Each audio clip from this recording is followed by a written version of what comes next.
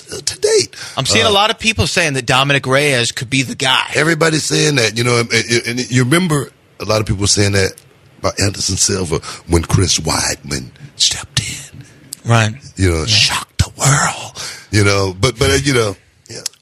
I just don't see. I think John Jones, especially recently, he's so confident in there. He's always been a confident fighter, but now I think that he really truly believes that he cannot be beaten. And I don't know if that is working to his benefit or to his detriment. Well, he walks with a certain air, of course. Right. But most great fighters do.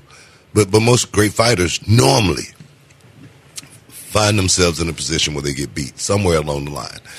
Floyd Mayweather is an enigma.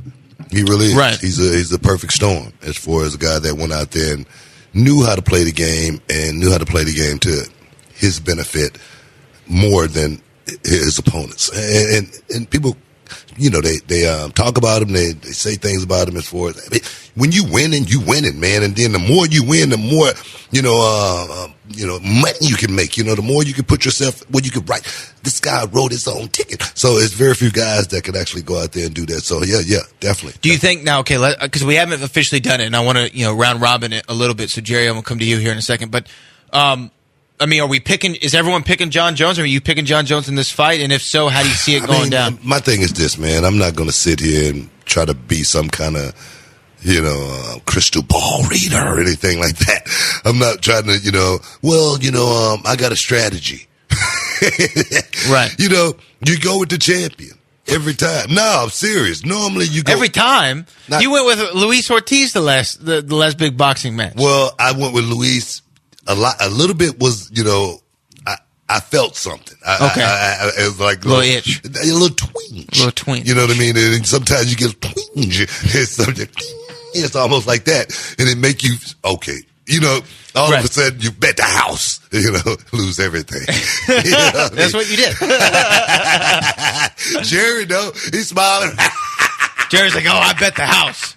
No, he know about that tweeting. Oh, he knows about the tweet. Next thing, somebody, it's good. Who the hell is that? The process of selection was a top secret, though, conversation. As we were walking in MGM Graham, you and I remember Booker, and then Brad walks up. He's like, "What y'all talking about?" We can't tell you. We've already said. I know they're trying to keep it from we said too much. I'm serious, man. I'm serious, bro. So you're going with John Jones, though? I got to go with John Jones. The guy's.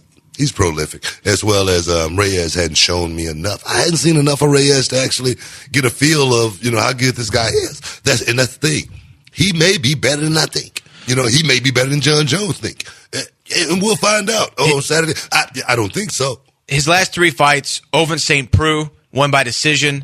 Volkan Ozdemir won by split decision, and then he beat Chris Weidman with punches in the first round. Okay, Ovince, he fought John Jones, right? Yeah, John Jones beat him by decision. By decision again. So that fight right there, it doesn't really tell me a whole lot. Right. Ozdemir lost to DC, right? Exactly. And but Ozdemir was, I think he was put up there. I think he was put in the line of fire a little bit too quick. Yeah, for sure. For sure. Especially to go against someone like DC. They needed a guy. Because DC went out and schooled him like really, really bad. Yeah.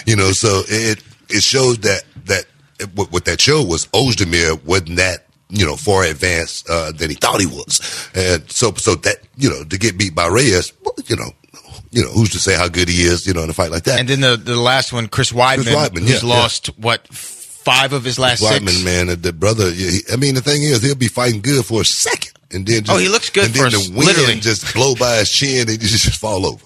Like I said, he had a little girl, and he get into a pillow fight with his little girl, and he got knocked out. According to Vegas, John Bones Jones minus 500. Does that make sense? That's a big favorite. Yeah.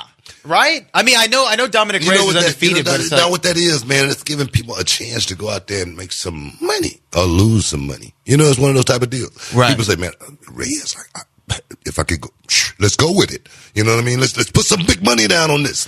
So especially in Vegas, that just sounds good. You know what I mean? That sounds real good. It's, man, look here, bro.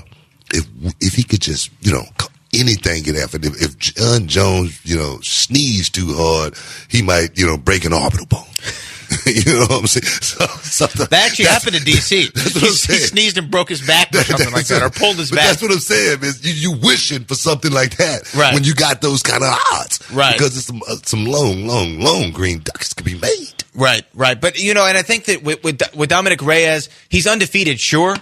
But I think that that's one of those things to where you can't always go by that O in the right side of their win-loss column, right? Because just because you're undefeated doesn't mean that you've fought the top competition, or doesn't mean that you're ready for a guy like John Jones. Well, everybody's undefeated at some point, right? Right now, everybody is. Not everybody. Well, at some point you're undefeated. Some guys start out, never win a fight. Some people start off 0-0. True. What do you make of the thought of what John Bones Jones said about his last fight? How people were mad as far as his performance, and he tries to compare himself to. He said Tom Brady's won championships without having the best performance. So why can I go out there and not have my best performance but still win?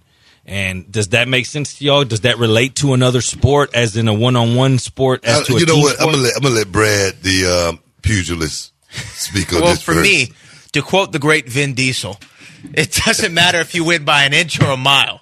Winning's winning. At the end of the day, he's still the the light heavyweight champion of the world. Now, I do agree that his performance against Thiago Santos. I mean, Santos looks like he had some rounds on him, and he was fighting with what did he tear? Was it his ACL or something like that? Yeah. And he was still fighting pretty good with John Jones. But I also had read that John Jones was trying something new in the fight and trying to fight, not his normal style that we've seen John Jones fight before. I think that John Jones might be a tad bored. Do you know what I mean?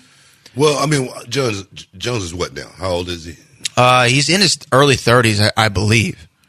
I'll pull up his age here. That's the thing right there. One thing people don't understand. John Jones, you don't realize, this guy's been on their, roster for quite some time. He's been around. 32. He's 32 years old. The old bones don't react, with the same way they did when they were 22. 32 years old, but made his debut. Now we're coming up on UFC 247.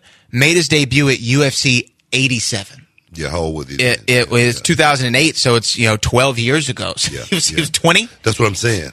That's what I'm talking about. And people don't understand, the mileage that get put on the body. You watch John Jones, over the next few years, he's going to continue to, be great. But Muhammad Ali, Joe Frazier, Mike Tyson, Lennox Lewis, all those guys slowed down, once they got, over 30, 31, 32 years old. And John Jones, he's prolific, but he's at that state to where I was when I was a break dancer at 16. I was bad, and then when I was 19, them 16-year-olds, these boys bad. You keep everything under wraps. Don't show nobody nothing. Hey, guys.